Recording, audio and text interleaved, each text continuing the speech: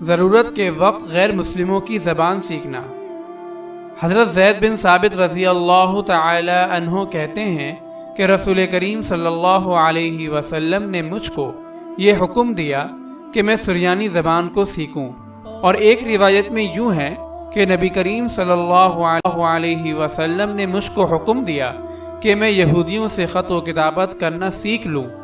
نیز آپ نے فرمایا کہ خط و کتابت کے معاملے میں مجھے یہودیوں پر اطمینان نہیں ہوتا۔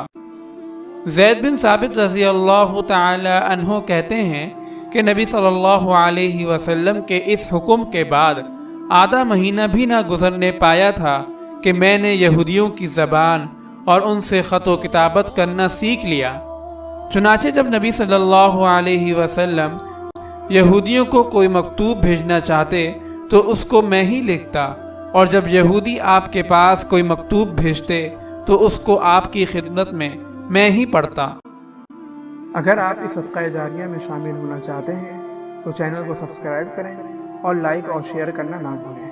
جزاک اللہ خیرا۔